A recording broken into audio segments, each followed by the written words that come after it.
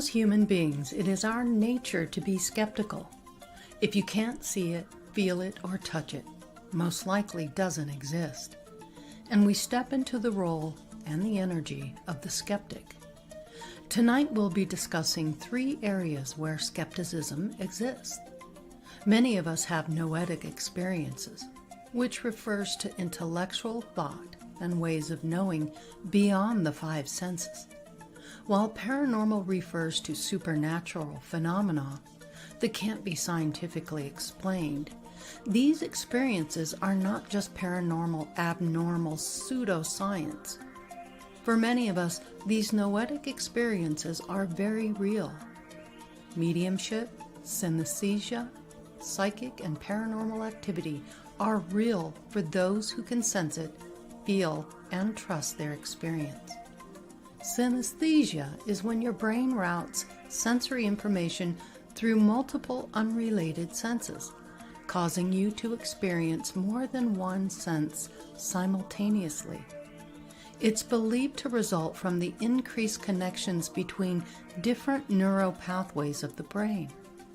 Some synesthetics find their experiences to be a hindrance, while others see it as a gift.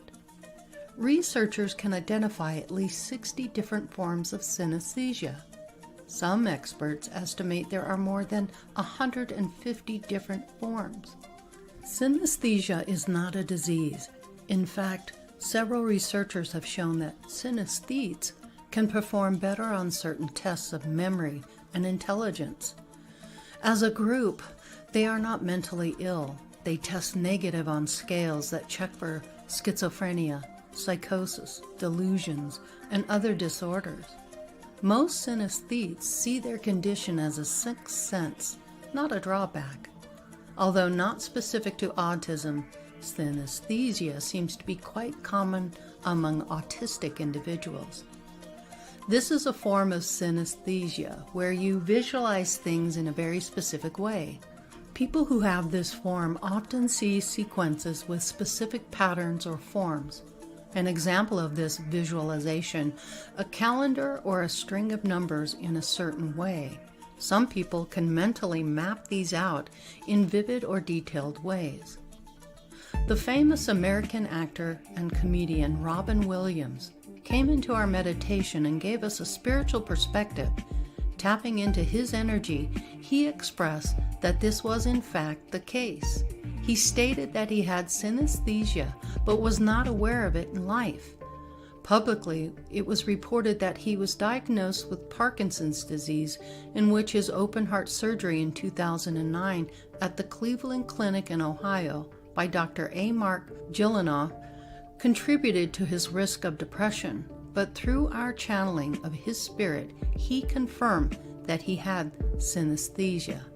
This is how little is known about this condition. It was his wish to share this publicly.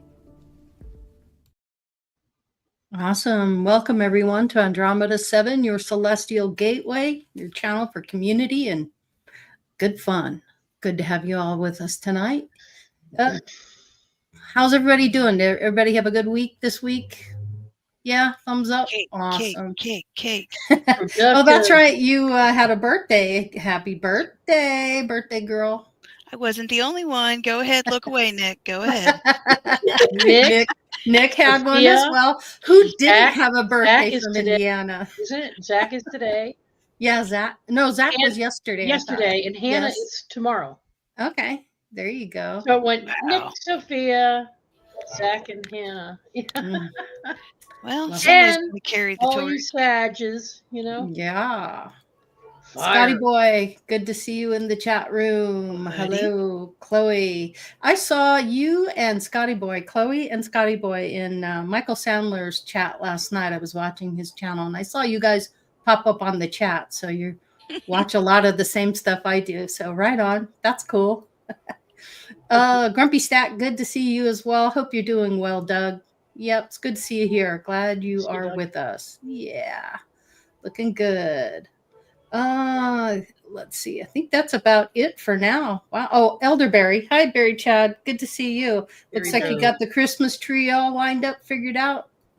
That's the good stuff. A real Just gonna tree, huh? plant one for the out. Oh, that's awesome. Maybe Yeah. outside. You Yeah. got a 5-foot Norwegian spruce today. Cool. Potted going Hey, to Lucky. the plant. Nice.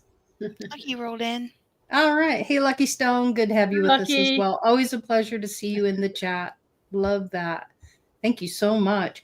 Well, you guys, tonight we are talking about mediumship, paranormal activity, and synesthesia. Yeah. Now, that is quite the word to say, let me tell you. That took some practice, but it's interesting. And as you saw on the video, we had a shared experience. Teresa, in her own meditation, was working with Robin Williams on this topic, Yeah. and he came into my meditation as well. And it was quite the energy, and it was really cool to talk to him. But he really wants the subject to come out, and he wants some light shed on this. So that's what we're doing tonight. So everyone on the panel shares noetic experiences, and many of you watching have these experiences as well. And so Spirit often guides us on these topics, and they really wanted us to address skepticism. And skepticism is, it is part of your hubris. And it's really easy to just push things aside or to experience, say, a paranormal activity and not give it, to just really use your logic to kind of poo-poo it in a way, so to speak. But to dismantle it and to not give it any validity. But when you have things that happen to you, over and over, and you just cannot deny that these things exist. And so there's a lot of people who experience these noetic experiences, and maybe they don't have somebody to talk to about it, or they're experiencing it and they don't know how to deal with it. And I know, Nick, just to kind of start off with you, I thought would be good is, didn't you just recently experience some type of paranormal activity at your apartment there? So yeah, I showed the video to Teresa. I don't know how to show it on the chat, otherwise I would. But maybe another time. But yeah, I was grabbing clothes to get ready for work, and then the next thing I know, so I'm clairsentient, so I sensed it before it started happening. Mm-hmm. I felt like a ripple in space, and it felt like a portal opened. And then for I'd say a split second, like 3 seconds, I all of a sudden I heard this ghastly groan, and then it felt like a different entity was like, nope, you're not supposed to be here, and shut it immediately. It was weird. It was trippy. I got it on my security camera. You psychically, in your mind, you just shut it down and said, nope, you can't be here, can't share the space. Well, the house is protected in 5 to 7 different cultures. What do you mean by that? That's interesting. Well, I have Egyptian style protection. I have Indian style protection. I have Norse style protection. I have pagan style protection.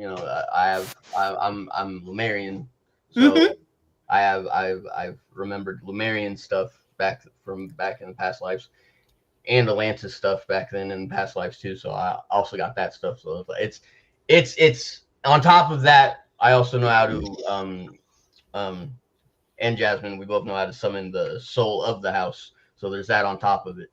Then on top of that, we have tourmaline set up in a way to where it's it turns into a cage almost, kind of like a barrier, like a circle barrier. Mm-hmm. But yeah, we got it in the foundation and on top of the roof. I got rooms all over the mirrors. This place is guarded, so whenever something like that tries to trickle in, it gets shut down immediately. I have certain fae and certain angels from Abrahamic beliefs that are also on it, because they were helping me mess with the feng shui when I was fixing it when it got totaled. So yeah, there's a lot of things here. So if something tries to get in, it's not gonna have a fun time. But yeah, something got in there for just a second, and it made that sound. I will never forget that sound. When I figure out how to show it during live, I'll show it to the audience. Yeah. How did it make you feel? What was your feeling? It didn't feel like it was evil. It felt like it was in pain though. But usually when you're in that type of emotional headspace, you're not going to have the best of intentions. So Mm-hmm. he loves company, as they say. So whatever it was Yeah. doing, it was supposed to be here, and it got Yeah. kicked out by one of the guardians in here, Mm-hmm. like instantly. Awesome. Yeah. And Brian, how about you? Have you experienced paranormal activity in your area there? Yes, the other night it was weird. I just had my eyes closed, Uh-huh. and it sounded like someone opened up a book, flipped all the way through the pages real quick, and then slammed the book shut. And I kind of opened my Oh. eyes. I was like, "What the hell was that?" I was like, "I know I just heard someone flip through a book and shut it." And I was looking around to see if anybody was around me, and there was no one around me. Wow. Wow. It was kind of, yeah. That's probably one of the first times that I experienced something like that. Mm-hmm. Mm-hmm. I've been in two places that really made like the hair on the back of my neck stand up. It first place was Alcatraz in San Francisco. Ooh. Being there, and I also stepped into one of the cells where they do the this thing was very, very small, and I stepped inside there and I could just feel the negative energy, and it was horrible. Horrible sensation, loneliness, despair, anger, all kinds of stuff. And the second time I felt it was at Gettysburg, right there on the battlefield in Pennsylvania there. That was another interesting place. And the topography there in Gettysburg has black granite, and black granite absorbs energy. And it's interesting because that topography, when they that they rounded up a lot of the bullets. Like you can go into the souvenir shops and you can see all the little cups of bullets that they've taken off the field. And there was 7 million bullets that they gathered. Well, not only did they gather bullets, but they gathered arrowheads. And these go back 350 years. And so there was already a lot of bloodshed on that land. And they said that when the human body dies, it emits a flash of light. It's known as the death flash. Yep. And it's a burst of electromagnetic energy. And that's captured in the quartz. Go ahead, Sophia. That phenomenon also occurs at the time of conception. I'm done. Oh, yeah. That's correct. I believe that's where it's created, where it actually comes together. The two energies create that. Yeah. Fascinating stuff. But it's palpable. You can feel it. You know what's going on. And also, Teresa used to do a lot of paranormal investigations. Mm-hmm. And you and I have talked about this before. And some of the things that you've experienced are fascinating. And you've talked about some of them in the past. But, when you literally experience this stuff, there's something more to it. And it's not easily discounted. You just cannot discount it. Do you remember any time where it kind of got you going, yeah, this is real. This really, really is real. This is the real deal. Yeah. Uh-huh. I've had a few of those. I had one that was quite revealing. And it wasn't during a paranormal investigation, though. Do you want me to just talk about the paranormal investigation? Because whatever you want to share is fine with me. Well, this is talk about a noetic experience. There. Unexpected during broad daylight, and it was around this time of year. I was visiting a good friend in Charlotte, Virginia. Charlottesville, Virginia, where Thomas Jefferson's estate is. Yes. And she was treating me to a tour for like a Christmas holiday present. And I was thrilled because I'd always wanted to visit his estates. And you take this bus ride all the way up this mountain, all the way up this mountain. And you get to the top. And, of course, the tours start early in the day. So it couldn't have been more than 9 or 10 a.m., as I recall. But it was early. It wasn't super early, but early enough. And as you're getting higher and higher and higher, you're noticing more and more clouds in the atmosphere. So by the time you get to the top, it's thick as pea soup. You can't see the other mountaintops. You can't see the house itself. You're just walking around in this thick thick fog. Do you think that energy begets maybe some of that kinetic energy, that it assists in some way with the mist and the water and all of that? I think so. It contributes to that experience. Yeah, but they have this circular walkway that's outside the main gates of the plantation itself and the mansion itself, and it goes in a circular fashion around it. And the lawn goes out so many yards, I would say 50, 60 yards. Certainly not the whole length of a football field, but close to it. And then there's a drop off down the side of the mountain. Well, my friend had to go back to the bus to get something. I think it was her purse or her camera or something. And I'm standing there on this path, and every now and then another person comes by. 1 or 2 people come by. But you don't see them until they're right on top of you. So it's like, oh, excuse me, oops, you know. So Yeah. I'm just like standing there waiting. Well, I decided to wander around, you know. That's me. And so I just started wandering around, and I got off the path without realizing it. And I realized I was stepping on grass. So I was like, oh, this is cool what this looks like around my feet, and everything's swirling. And I hear the noise and chatter of people, and I'm walking out onto the lawn on this side of this mountain, and it's getting thicker and thicker and thicker. And all of a sudden, this figure appears, comes walking through the mist, walking through the clouds towards me. And I could barely make out an outline, because this being that I was experiencing, whether humanoid or not, it was human in humanoid form, but it had these gorgeous white robes with blue trim. It almost reminded me of Greece, the way the patterns were. And then, and it was a man, and he had a very deep voice, and he was greeting me, and he was communicating with me. And then a female joined, another female, and they had a message for me. It was about something going on in my life and another turning point within my life, because I'd already had a near-death experience in 2010. You know? So it was almost like a come to the team kind of meeting.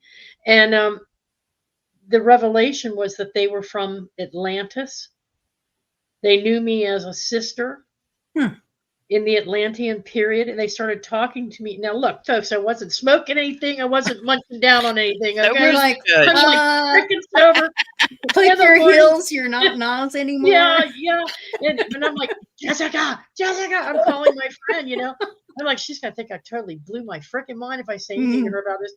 But as I was hearing their messages, there were 2 women, another guy, and another guy that showed up. And I'm like, I know him. I know who he is. There's something about him. I know him. And he reached out and he said, come with me, my beloved. And he reached his arm out to me to take me. And they're like, no, it's not her. No, she needs to finish out this time. She needs to go through her I'm like, why are they talking about me in the third person, you know? Yeah. So anyway, by the time Jessica comes back around, she's like shouting my name. And I'm like, where are you? And I'm like, I don't even know how to get to you. And I had to get to her through the sound. And just as I was turning around to get back to her, I heard all kinds of horns. They were trumpets, just trumpets. And I could smell like the ocean and the salt. And I felt a breeze on my face, like I was standing on the edge of a cliff overlooking the sea and the ocean. I could hear waves. I could smell salt, taste salt, smell like, and I'm like, do you smell the ocean? And she's like, we're on a freaking mountain in the middle of Carolina. I smell a freaking ocean. That kind of interaction with her, you know. Yeah. I was like, no, I'm just not going to go there. So while we're waiting for the tour group to gather, the mist starts getting thinner and thinner and thinner.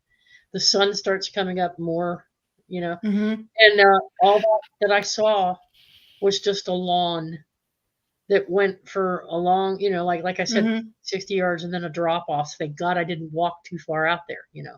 Ooh.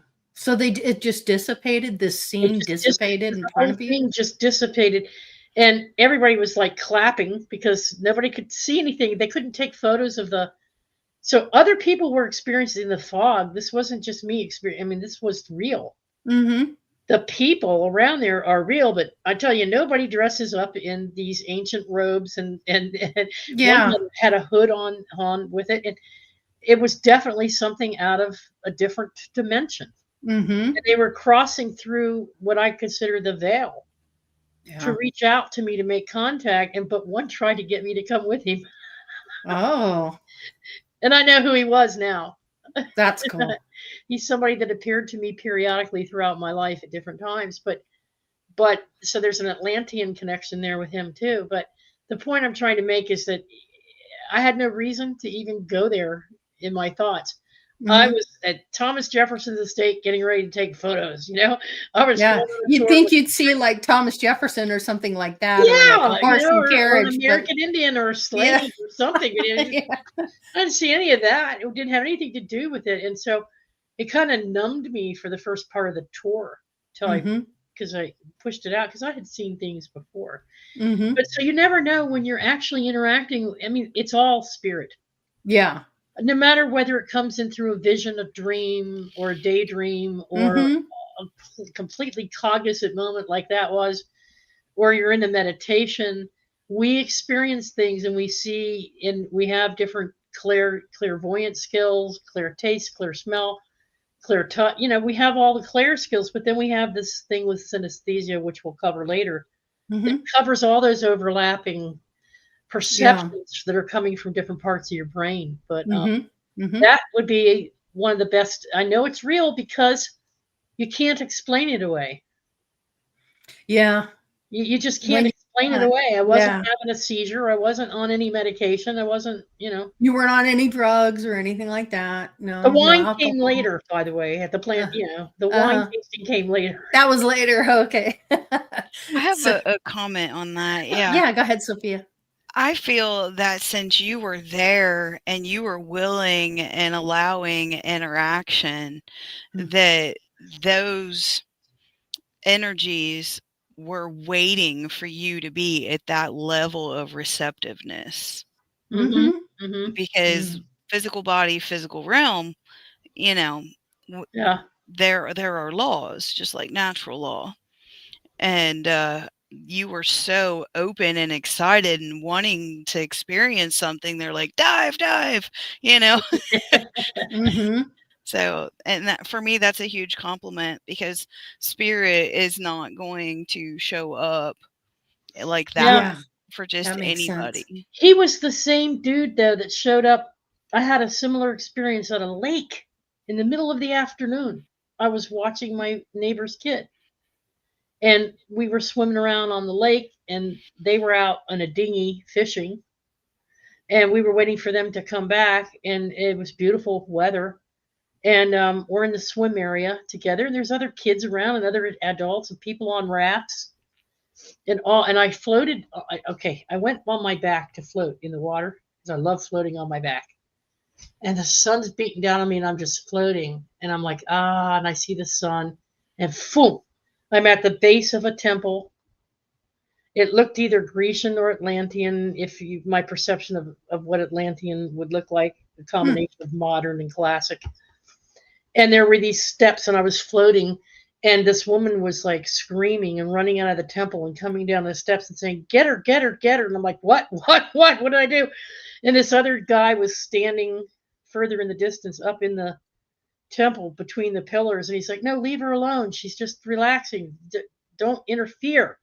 Don't interfere with her reality. See, don't Mhm. interfere." She's like, "But she's my little sister." And she says to me, "What are you doing goofing off? Get back inside. We haven't finished our lessons yet. You're going to be a priestess. You have to study. You can't play all the time." So she's interacting with someone that she thinks she's connect. And I looked down and I realized I was wearing the same type of tunic that she was wearing. Hmm. And my hair was more blonde than it is brunette Hmm. or reddish brown. And I'm like, "Who am I?" And he's like, "No, no, no, no. Don't interfere with her. She's doing Hmm. her thing. No, that's not." And he's trying to tell her that she's seeing something that isn't. There was a crossover. There Huh. was two That's dimensions hedge crossing walking. over. That, What's Yeah. it called? hedge Hedge walking. walking. When you walk between one timeline and the other, or because we're always going to be in this timeline because this is where our body is, which is what the seat of our spirit and our soul reside. But when you can go to a different timeline and have a conscious, and I feel it's an awakening, because we stand in our power more than Yeah. we remember who we are, because we come in here with energetic amnesia. So it was time for you to have that experience, I guess, at least in that the participants, interactive part of that. And then the other person that was like, no, no, no, was doing that because once that awakening happens, the experience is to be brief, because the longer you stay in that experience, the longer your head walk experience can be, it can be Yeah. harder for you to come back. Well, she was trying to pull me out of the water up into the temple, and he's like, let her go, let her go. It's the same person that said to the woman at Jefferson's estate years later, let her go. That's not her. It's like the timelines intersect, just They like do. when Yeah. two cars come into an intersection at the same time. It's the Mhm. same type of deal. Yeah.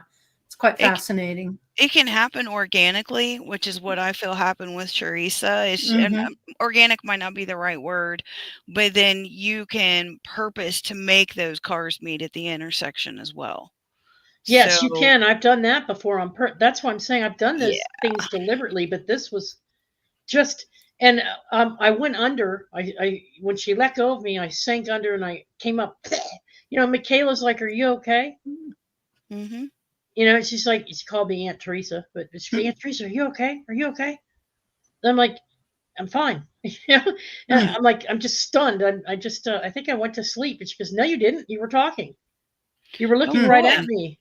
Who That's were so you talking to? Mhm. nice. So I'm like, uh-oh. Yeah, I got out of the water and I sat down. I was just in shock for a few minutes, just like, what the hell was that? Yeah. In my consciousness, not in a dream state. So See, anyway. I got a little something else that may be helpful for this group and the participants in chat.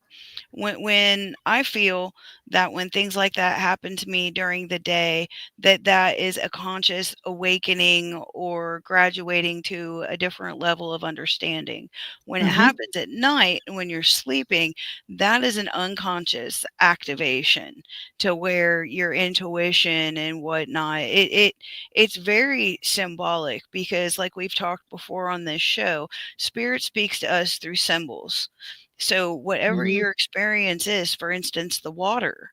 So that is very intuitive, and that's very energy of the West. So and emotional. So I would say that experience, in addition to what you remember, had impacts on your bodies, energetic bodies as well. So it's like a 2-bird or 3-bird, 1-stone situation of unfolding and enlightenment that can bring you and help facilitate where we are right now. The Yeah. triad. Correct. Which is a good segue into the slide I want to share.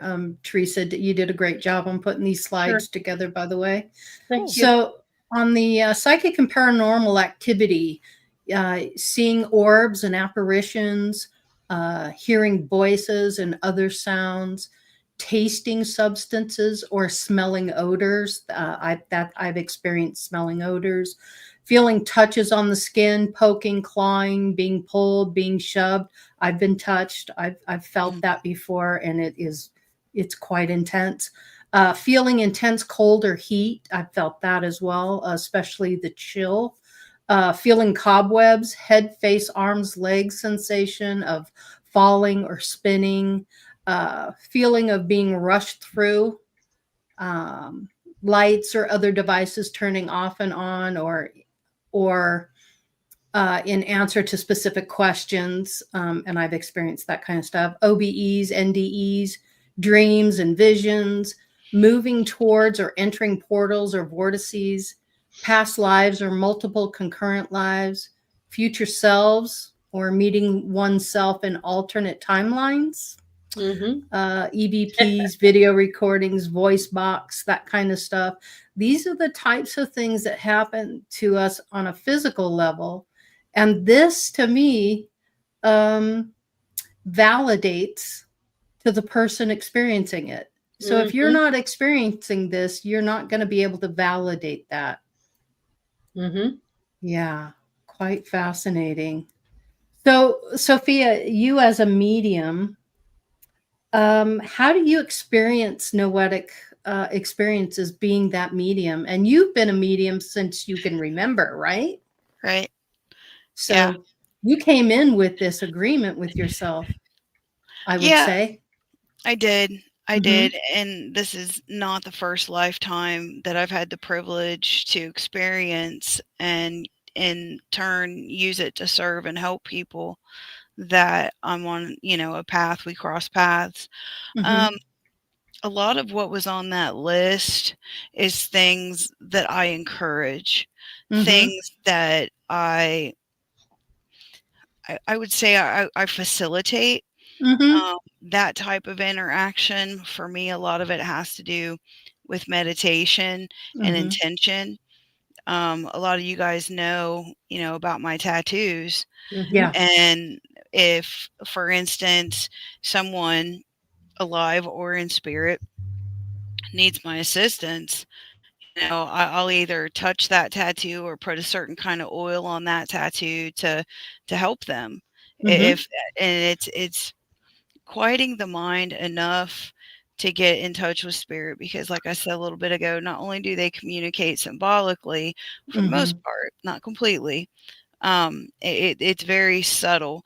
So Mhm. the touches, the pops, the PK activity, I love it. Every time something happens, if I get a knock, I'm like, hello, yes, I hear you. Uh-huh. And sometimes there's reciprocity and communication, and sometimes there isn't. I'm just happy to be able to have that communication. Yeah. For me, that's it's fun, because Mhm. up until recently, I knew more people in spirit than I did physically. So it's true. Yeah, I know what you mean.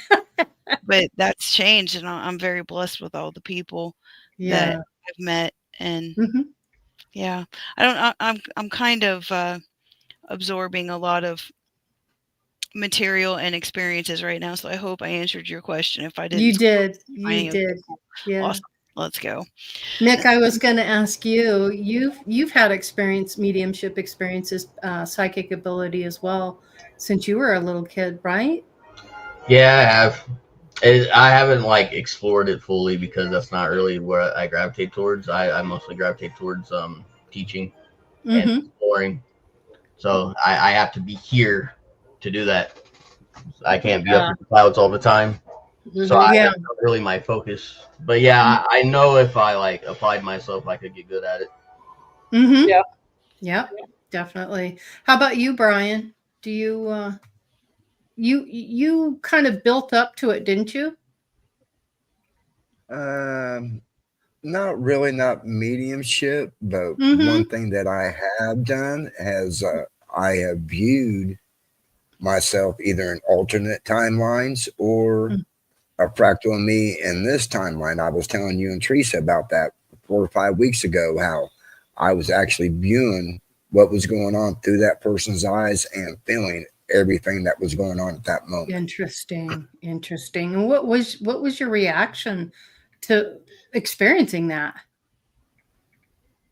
I mean, It was a happy situation, so it actually brought a little pleasure to me. oh, Maybe I was down at that time, really didn't know, but it brought pleasure into my life, and I was like, "Wow!" I just viewed something that I know it was me because mm, I mm, felt my presence when I went inside them and was looking out. I even felt my presence before I even got into the other wow. person's bed. Someone was looking through their eyes, so could have Yeah. been me on the alternate timeline or So it whatever, but felt real. It felt right. it felt real, it felt right, and it felt Mhm. comfortable. I Okay. was totally at ease. So you were trusting that and understood what was going on. Yes, exactly. Fascinating.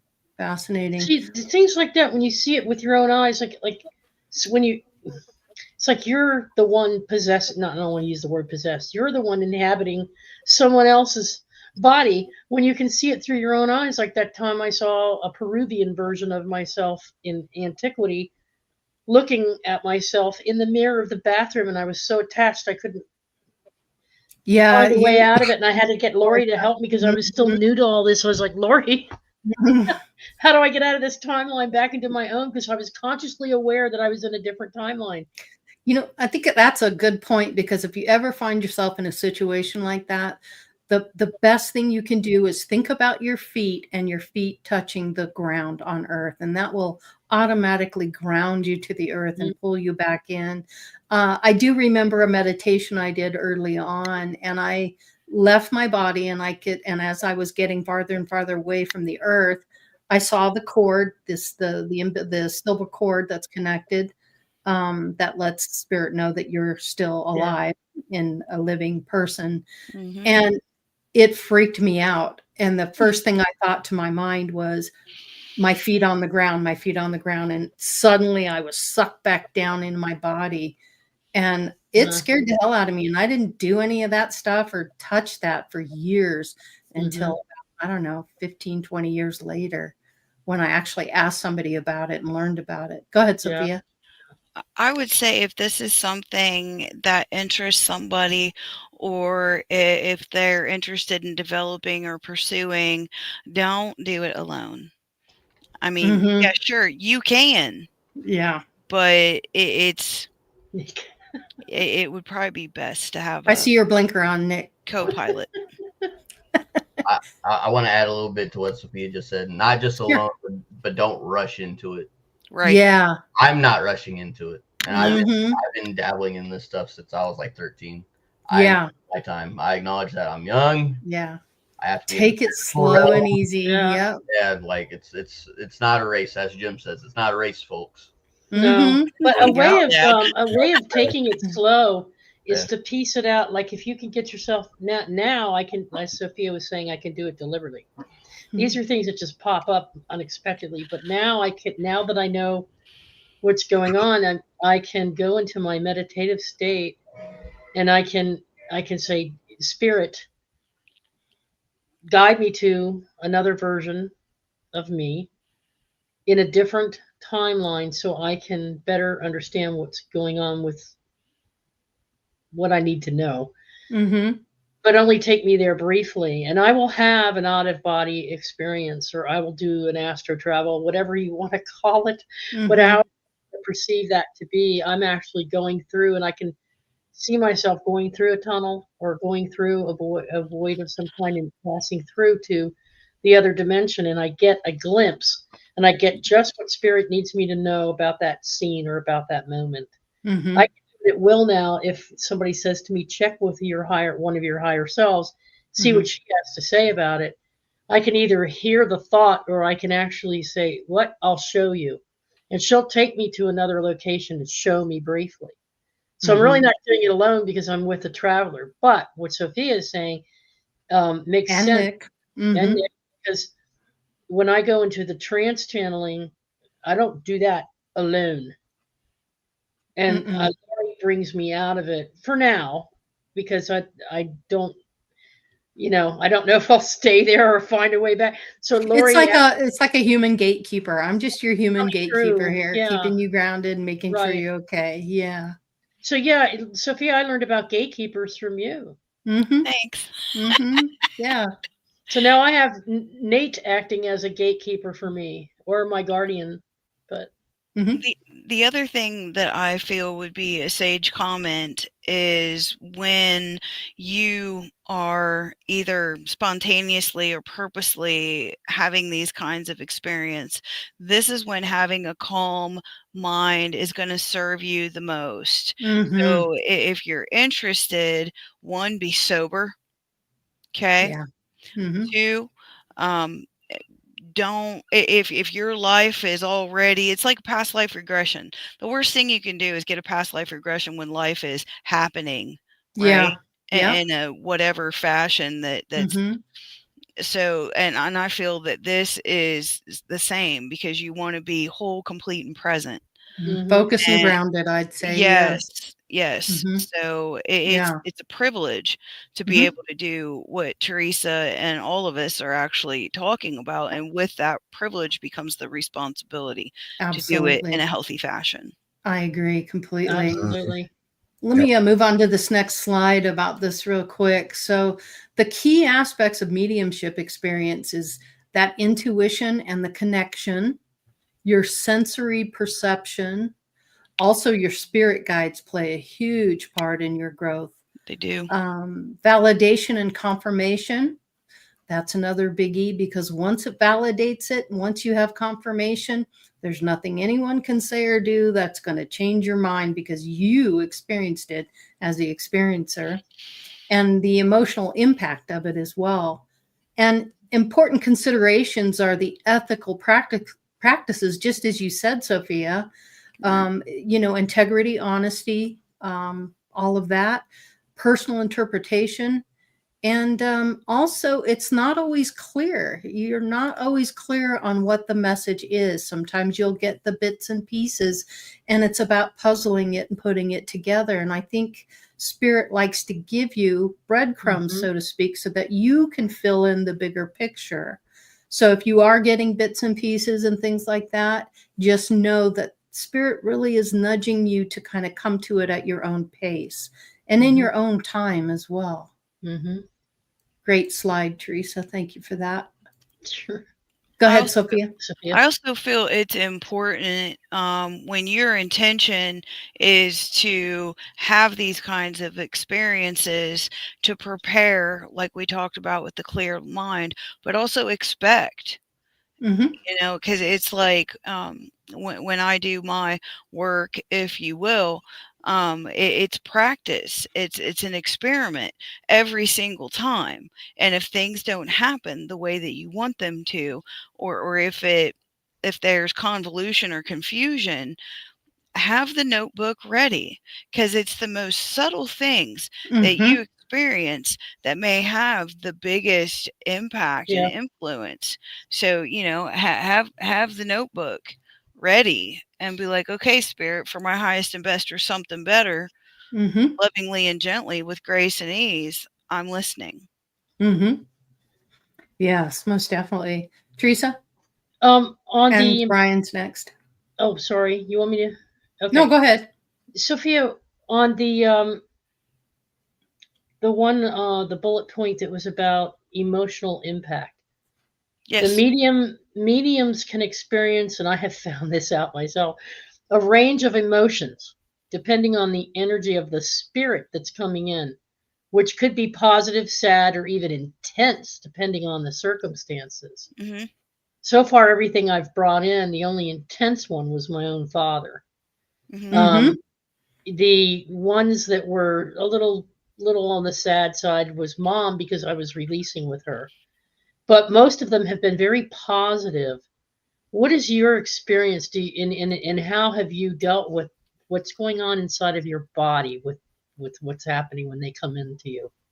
Rule number 1, the medium is always in control. Rule number 2, I'm not in this alone.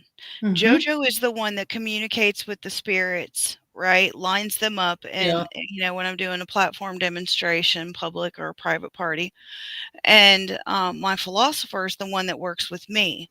So it's a group effort. But what I would say, that's why the practice and the exercising on a personal level is so important, because it's like riding a roller coaster. If you ride roller coasters all the time, you're expecting that G-force, you're expecting that drop. You can kind of predict when that potential is going to unfold and manifest, so you can still stay in service, and feel that intensity, and it not, throw you off, because you in holding the vibration, because we have the scale of vibration. Love is at the top, anger is at the bottom, courage is in the middle, for a crude illustration, if you will. But it's my responsibility as a medium to stay at courage or higher, one, because of the law of attraction. So Okay. you have to be very, very, and that's why there's particular jewelry that I wear when I'm functioning in that capacity. So, for instance, the one thing that's very challenging for Yeah. me is when I interact with a child spirit. Yeah. So, that is where, it's okay to take a breath, take a moment, and that's where your alchemist would come in and be like, he's constantly balancing and shifting my frequency so I can stay at the highest level. So it's really, I mean, my protectors, my master teachers, when I work, all of them They're are all working. there. Yes. See, I noticed it too, because when I brought in Robin, He's amazing. Nate was already there as the gatekeeper. And you know who also is there all the time is Raphael, whose energy is healing and grounding to earth. And then Michael is often there. But we have a collective that Lori and I work with. And so Lori is there being the one that they're actually communicating with. I'm not even there. But before I leave, I feel the others coming in all the time. They're here right now when I'm talking to you on this program. Absolutely. And sometimes they're whispering into my ear, and I can see one standing over, and I can sense that one is with Lori or Eric is right there. Eric's always right with me. there. So Eric is always with her, and Nate is always with both of us. But so you're never really not with these other aspects of your inner self or your perceptions of the energy that's coming into you. You're always filled with it. It's just learning how to trust it enough to say, okay, I'm not with anything bad. I'm with the ones that have never led me down a narrow path. They've never driven me into a brick wall. They've earned your trust. They've earned my trust, and so and vice versa. Yeah, it is a relationship. Right. Yes. It's so pursuing one-on-one time. There's times where I'm like, JoJo's my joy guide. He's my gatekeeper, and I take time in particular to spend and focus and commune with him because my relationship with him, while the other ones are just as important, he's probably one of the closest ones, along with my doctor of philosophy. So, but they all have their, it's like different parts. They shift and take turns. Yes, depending on come in as they're needed. Yeah, depending on what you're dealing with. Yeah, absolutely. Brian, you'll hear different mediums and different psychics who are doing readings. For example, this important consideration, the third bullet point, not always clear. The reason there's such great skepticism, and we'll get into that even more later, but mediumship is not always a clear or direct experience, and sometimes the information received may be vague or require interpretation because the person who's receiving the message has to decide if the psychic or the medium, they have to know how to hear it and trust it for what it is. And so I'll have people say, that's exactly what that person would have said to me, or that's exactly how that person used to call me that nickname. How did you know that? You can validate that. Yeah. So that's how you're validating yourself too. You're like, oh my God, great. I really hit it on this person because, I channeled it and she says she knew that. Then I've had others who've come on and said it could be one of 3 people or it could be one of 5 different people. Well, that's up to you to decide on what you have to interpret. Doesn't the client the experiencer need to interpret for themselves the meaning of the message? Yeah. It's like triangulation. You have the medium, you have the participant, and then you have spirit. So in order to get the most effective reading, I have to increase my frequency. Spirit has to decrease their frequency, and the person that I'm reading for has to open the gate so it can flow. Yeah. So if they're over there cross-armed or skeptic, or if they're navigating heavy grief, they can be willing and open, but if they can't hold that frequency, it's like putting a kink in a hose. Not or if their basic true self is to be a debunker, they're already skeptical. So We can play Exactly. go looking for, fish. We Yeah. don't have to do that. yeah, Yeah. You know, like if somebody is buying whomever a reading and they're sitting across from me, you know, like, okay, lady, and I'm just like, we can play go fish. We don't Yeah. have to do this. I'm not gonna put this on anybody. That's not fun for it's ethics. Yeah.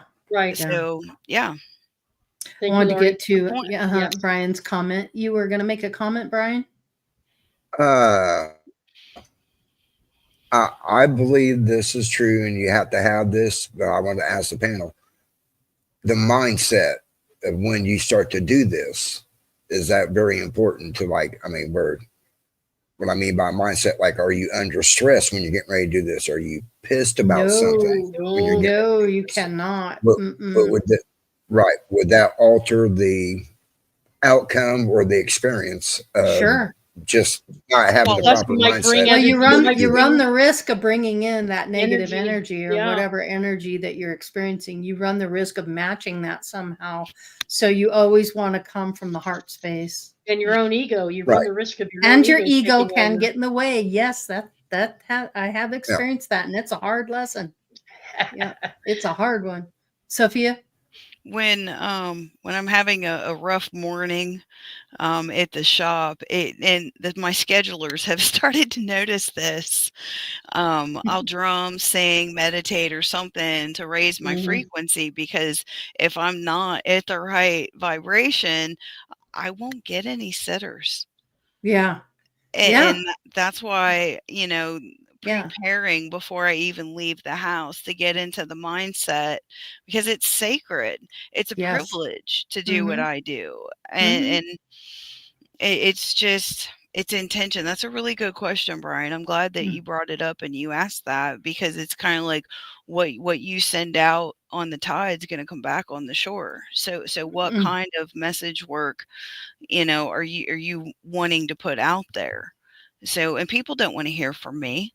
I mean, if they want to talk, whatever, afterwards, but if someone's coming to me for a reading, my job is to get out of the way and let spirit speak.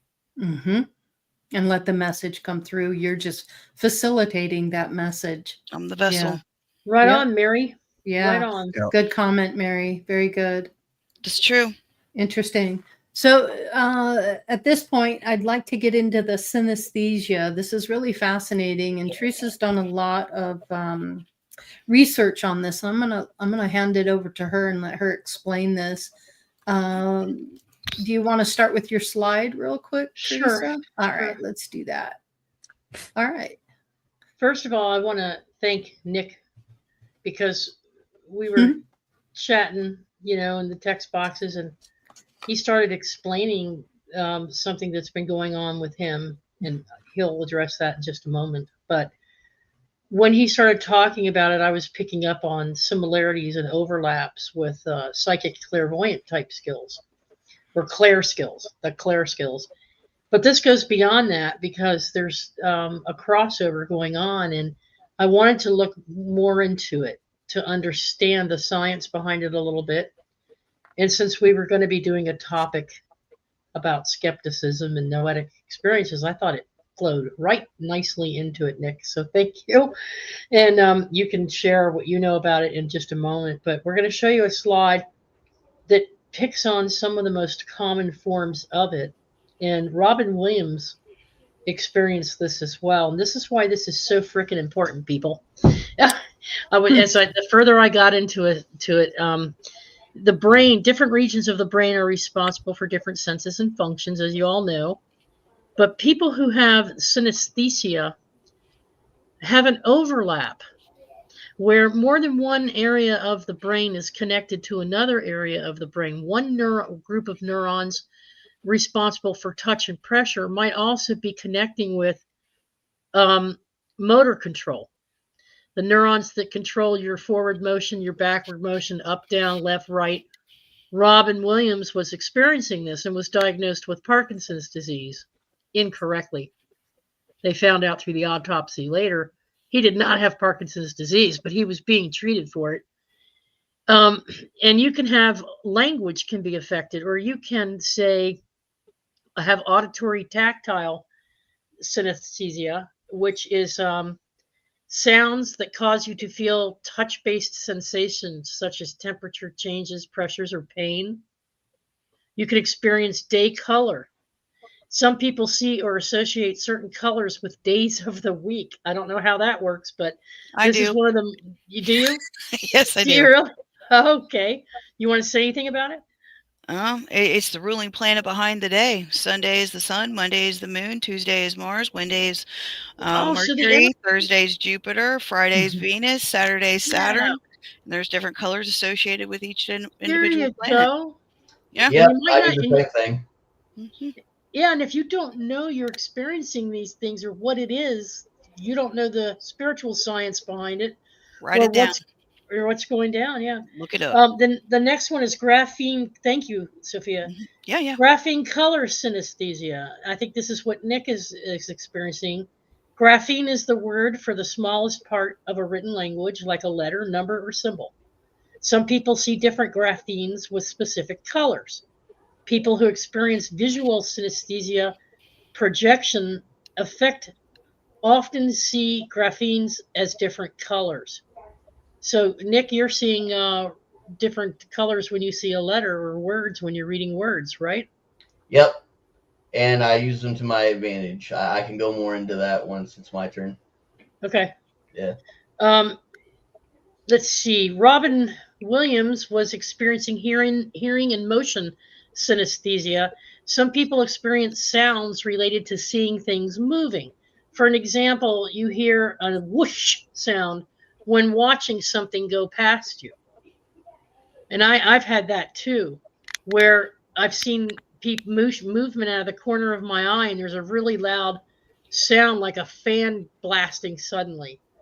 But I don't see it all the time. So people experience varying degrees of these things. Okay, mirror touch synesthesia was also one that Robin said he experienced. Is when you see something happen to someone else and you physically feel it too. It works similarly to the reflective cringe you might have if you see someone trip and faceplant in front of you. However, the effect is much stronger. Some people can watch another person being touched on the arm or the hand, and they also feel it. We've heard about this with twins, right? Other people can actually feel pain that others describe or pain from visible injuries. This form is more likely to be disruptive if it causes you to feel pain as a secondary effect. But since mirror touch people have heightened activation of these mirror systems, it seems likely, the article says, that they would also experience higher empathy. And this has been confirmed. Mirror touch synesthetes experience more empathy than non-synesthetes. Now, just so you know, Robin Williams was experiencing some of this. He said that when I was having that, when Dalibor was reaching out and going through what he was going through, and I was feeling it, it was that reactivation of those neurons in my brain and the chemicals in my brain that were allowing me to have that connection to actually feel what that man was going through, because I'm very empathic and I do feel, I'm very sensitive, and many of us are. And so Mhm. if anyone who's watching this program right now or is hearing this, whether you're in the chat room or not, or just watching, and you've been experiencing this and you didn't know what it is, don't be afraid. We're going to get there, because it's not a disease. Okay? From a medical perspective, pure scientists see it as a brain dysfunction. But there are many, many more, including neurophysicians and neurosurgeons, who are saying, it's not a dysfunction. We all have it. It's just certain things trigger it. And the more we can get to know it and understand it and respect it for what it is, you'll see it coming through your other experiences that you're having. When you have an out of body, or you're in trance, or you're doing meditation, you'll start experiencing these things. It's important to know you're not losing your mind. They Mhm. gave that man medication for something he didn't have, which aggravated other things that were going on in his brain. Yep. And so he was prone to depression anyway. And he took his life because he was so upset. He just knew he didn't have Parkinson's, and the man was right. He didn't. So the last two are sound, color, where you see specific colors when you hear certain sounds. It tends to be specific to a certain type of music. Musicians and artists often describe having this form. There's been many public figures in music and art who have described this. Time-space synesthesia. This is a form where you visualize things in a very specific way. People who have this often see sequences of events with specific patterns and forms associated with them. So an example of this is visualizing a calendar or a string of numbers in a certain way. Some people can mentally map these out in vivid and detailed ways, such as circular, oval, linear, square boxes, V shapes, hula hoops, dips, peaks, whatever. But folks who have this type of synesthesia don't even realize most often, that most people can't see the world the same way they do. Some say it's an unusual gift, but for most people, it's just how they perceive the world. They can't figure out why anybody else can. Guess who else has this a lot? Autistics. Mm-hmm. It's on the spectrum. So the child is just seeing the world in a different way than the rest of us are, or the adult, the autistic adult. Go ahead, Sophia. Thank you. I would like to make a comment before we get away from the depression thing Sure. too far. Coming from somebody who has navigated challenges connected to depression and darkness and whatnot, I am, and this is me, okay? Mm-hmm. If I am having a technical difficulty that is impacting my life and my quality of life, I reach out to a medical professional. If that medical professional is not serving me after I follow their advice, do my part, I don't just show up and be like, I don't like what you're saying, I'm going to go do what I want. They're there for a reason. If you need help, seek help. Mm-hmm. This for me is an addition to getting the medical treatment that I require to navigate a certain portion of my life.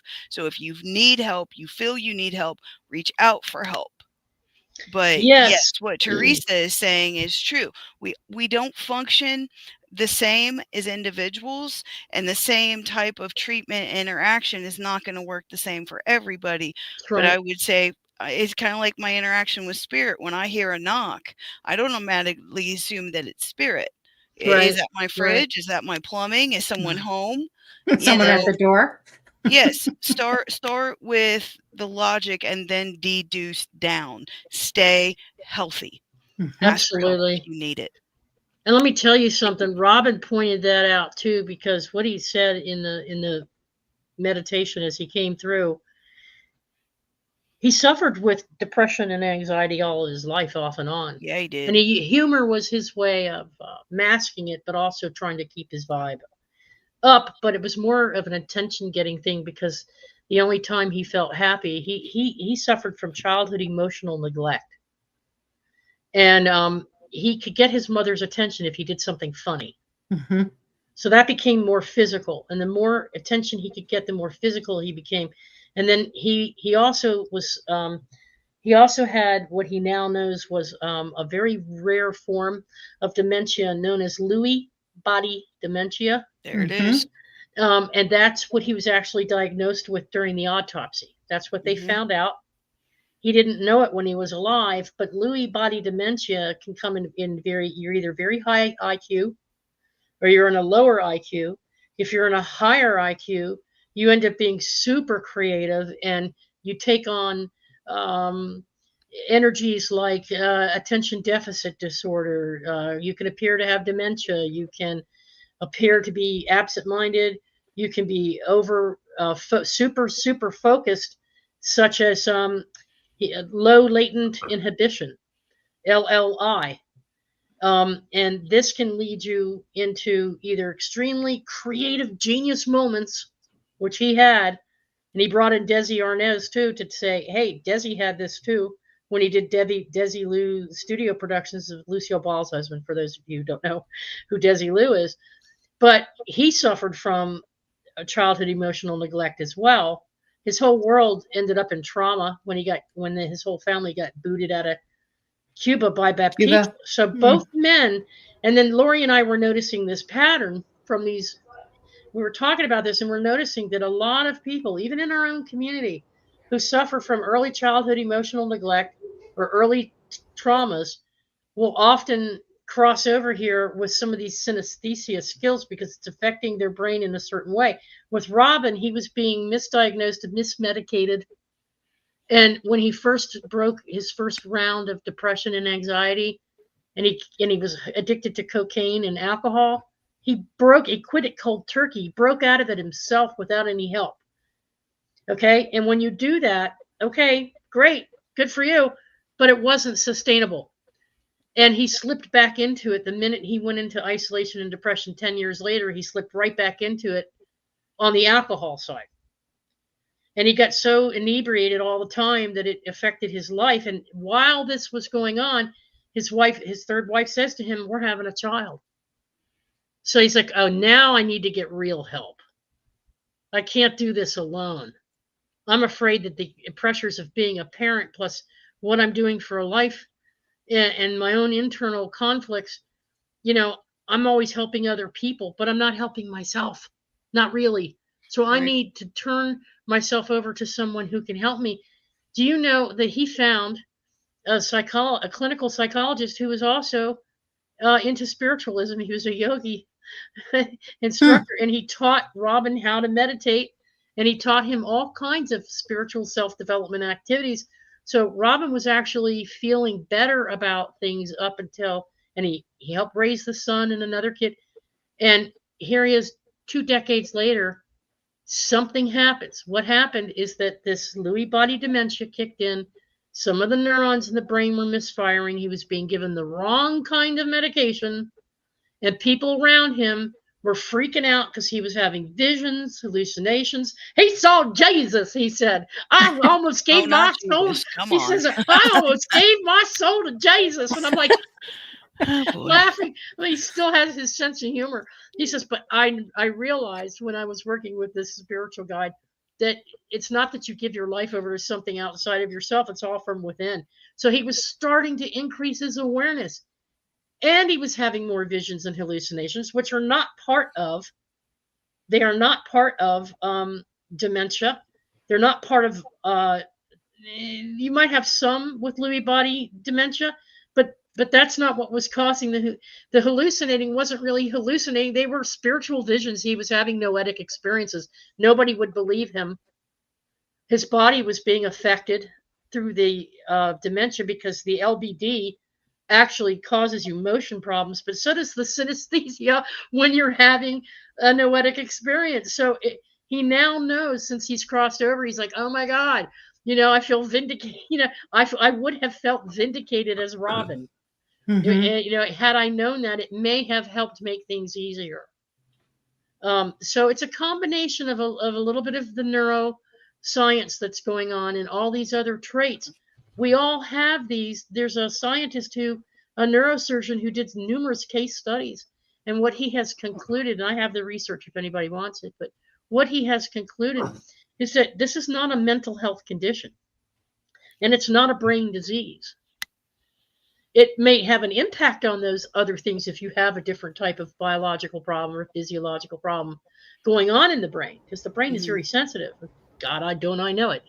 But if you're having a lot of these things, the people around you are skeptics.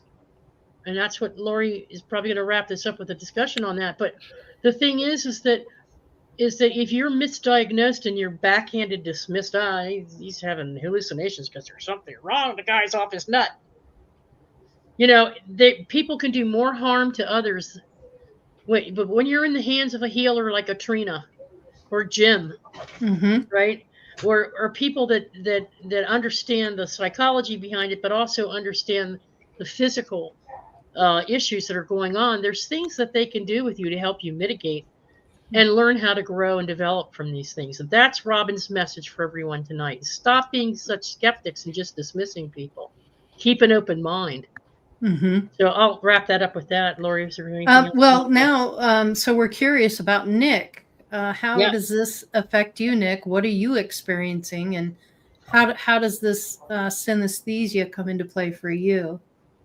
So unbeknownst to the panel, I actually know a lot more about this topic than I let on when I first presented it to them. Because I wanted to entertain them as much as I wanted to entertain everyone else. So actually, after I explain this, I actually have a website you guys can go to practice unlocking that gift, because everyone has it. So it's not uncommon. It's just dormant because how our system is set up. It suppresses that type of way of thinking and perceptions. But anyways, I am proficient in the graphene synesthesia and the time synesthesia, and I combine the two. So that's how I end up finding breadcrumbs to secrets that a normal person wouldn't normally have access to. It's also how I find the dots that other people can't see, and is why I sound like I go from here to left field very quickly, because I can correlate certain points that don't seem like they go together, but in reality they do. Once you put it all the puzzle pieces together. So basically, what happens is when I'm studying something or looking into something, certain letters or entire sentences will change a certain color, and I have set my intentions with these colors to represent something. So if I'm seeing letters in green, that's telling me something. If I see it in black, I'm not black, red or gray or purple, whatever, that's my guides and my higher self telling me, like, hey, this is the direction this is going, look over here. And then they'll show me the same color, and that's how they combine and connect. And that's the eureka moment. That's how I'm very good at disambiguation, and how I can pinpoint different mythologies and how they relate to each other, to a point where it goes to an origin of alien origin, just like they were talking about Jesus. Well, Jesus has many names. There's Mithras, there's Horus, etc. It's just one example that I found using synesthesia graphene. So, so you actually found a way to accept these as a gift and put them to use in a positive way for your ongoing spiritual development. Yes. And spiritual growth, and it helps you with your process. Does it have an impact on how you help others too? It does. I could see the whole us having more empathy than someone who hasn't unlocked it would make sense to me, because people who like I said, everyone has it. So if you are lacking empathy, who lacks empathy? The sleepwalkers. It's not because they're lacking it, it's because they're on autopilot. So it just makes sense to me. The reason why autistic people can tap into it better is because the same systems that oppress others, it does not affect them in the same way as non-autistic people do, because their brains are wired differently. The same tricks do not work on them, because it's a different playing field mentally, if that makes sense. This is positive affirmation from the there's a guy by the name of Eben Alexander, and he wrote a bestseller. Hang on a second. I hate it when this does this. He wrote a bestseller called Proof of Heaven, a neurosurgeon's journey into the afterlife. Yeah. And he had his own experiences with this, okay? And he gave a couple of examples, but he has this to say about it. He thinks that synesthesia is closer to the true knowing that is part of our true existence at the core, the eternal part of our existence. And for whatever reason, my hunch is that synesthesia, or you're pronouncing it a little bit differently, synesthesia. Right? I don't know if I'm saying it right. The whole phenomenon, the more that we can learn about it, and the more that we can learn about any brain action that is associated with the phenomena, will help us to understand more about that fundamental reality of our soul and spirit that exists externally, and that is truly experience and is truly the source of memory. Somehow that stuff kind of comes back through the mechanisms that sometimes appear to be synesthetic, because the nature of that underlying reality is purely synesthetic in kind of an infinite sense. He's not the only one. Dr. William Bushell at MIT, Department of Anthropology at Columbia University, and with the American Institute of Buddhist Studies, says, in fact, I agree with him, and in fact, it may not only be associated with the highest spiritual states, it may be necessary for them. What my research is showing, like this Zen master Dogen, he's like, I can't know if the ears hear it, but when the eyes hear it, then it can be known. So there's numerous case studies from these professionals who are now experiencing it themselves and realizing it, and they're looking at the genetic research. They're saying we're all born with it. Mm-hmm. Every single one of it has it within the neurons. And we experience it when we're little. But as we grow into adults and our brains start to mature, the separation of the different senses starts occurring. We're here to learn separation, but we're here to reintegrate.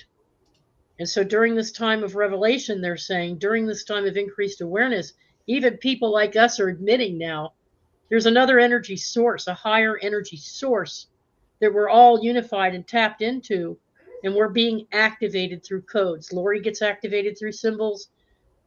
Sophia gets activated in different ways. You're getting activated by having these experiences. So what you're doing is actually validating that what these guys are saying isn't hoopah. It isn't woo-woo. Oh yeah. It's really happening to you. Oh yeah. This is real life. Like, Mhm. I've experimented with it for way too long now to think otherwise. It's because like how you guys were showing, there's more than one kind, and I'm sure there's even more than what that list showed. It's just people need to get the courage to work on it, put in the work. You got to work on it if you want to find your gifts and your talents, because inadvertently that'll also show you what your life reason of being here is, because that's the hint you gave yourself. Like, why is mine specifically have to do with seeing colors and words, and why it has to do with time and intuition? Well, I know why. It's because what I'm doing involves all those three things. I want to teach, I want to find all the secrets, I want to fix certain things from past lives, that I'm using this version of me to communicate with other versions of me. Yeah. And it's already working. I've already gotten a couple of my past lives like holy shit, this is what was happening. And then they're like, yeah, and then it's changing timelines. And have you had near-death experiences? Yeah. Have you had near-death experiences? I've died almost quite a few times, but I wouldn't say I was crossed over. Okay. I've never actually crossed because over. It heightens synesthesia. Go ahead, Sophia. I'm sorry, maybe. Lori. Thank you. My alchemist is very active tonight. He's generally in the background.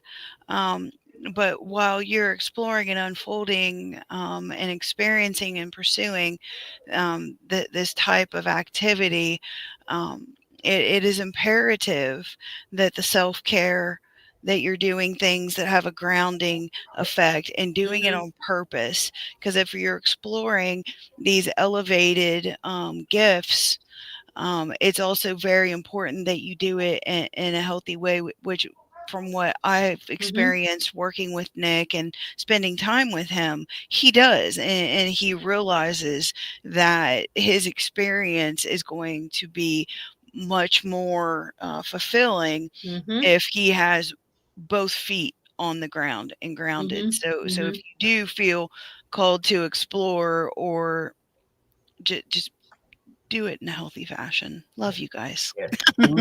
Do not fry yourself due to impatience. You can. Yes. Yeah.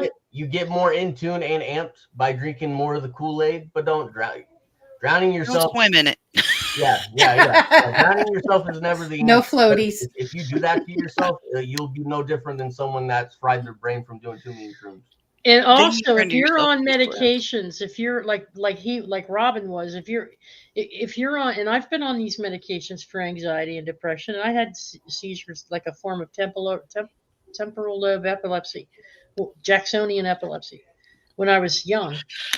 and it was brought on through head traumas. But I was having these seizures, and man, they put me on a cocktail mix like you wouldn't freaking believe.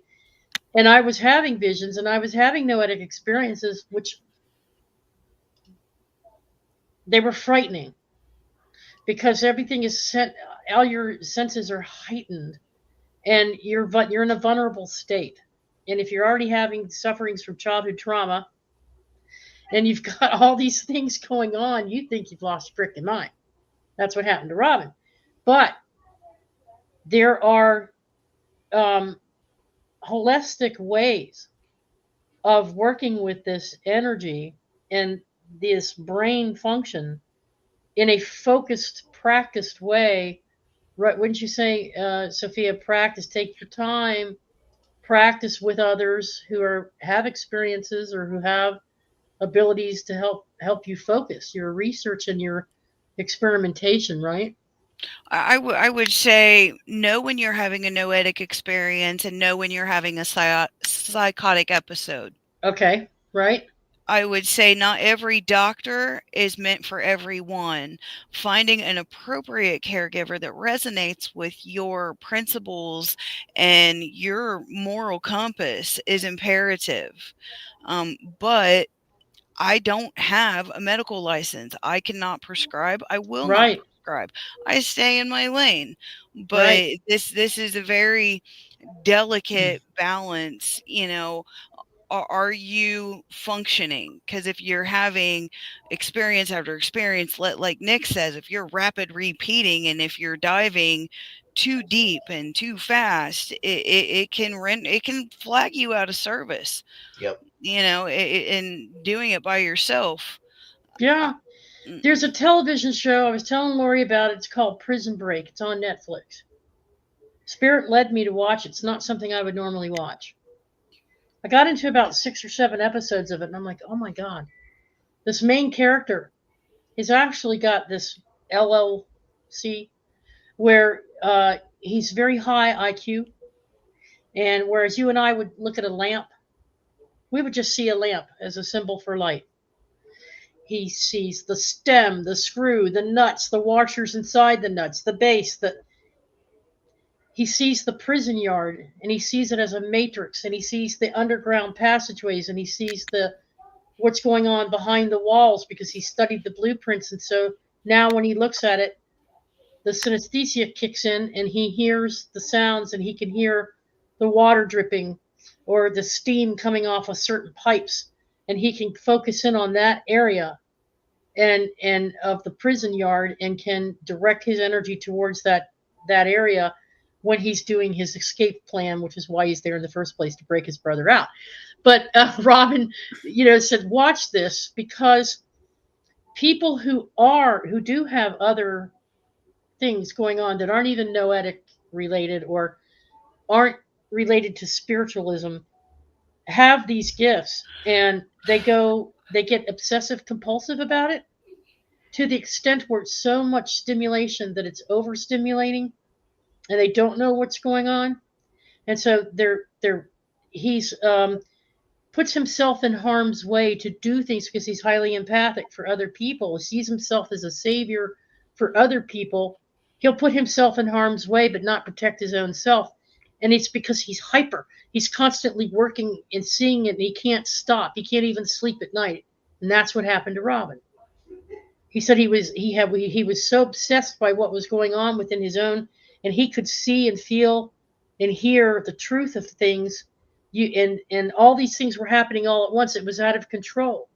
He didn't know how to control it or how to tap into it in a positive way like Nick is doing, because there was no one there to teach him how to do it. Mm-hmm. Because they were all told he had something else. So if you're working with a team of people, I think we covered this on the last show, work with a team of people. Bring in the psychiatrist if you want to. Bring in the spiritual masters. Bring in your medical team. Bring your family into it if you want to.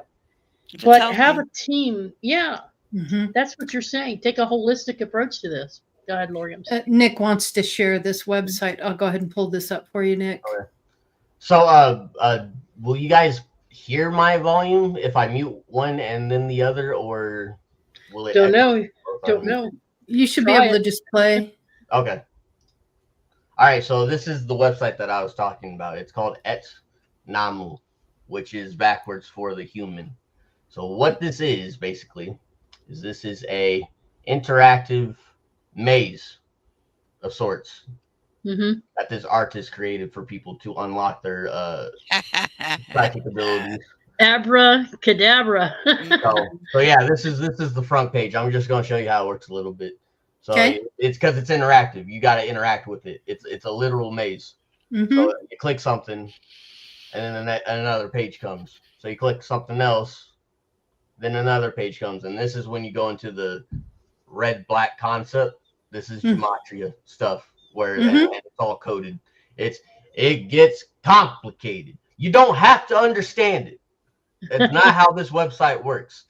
You just keep digging, and then weird stuff starts happening. I'm not going to tell you what exactly because I'm not you. That's for you to figure out. Okay, but you'll figure it out if you keep the faith and keep going.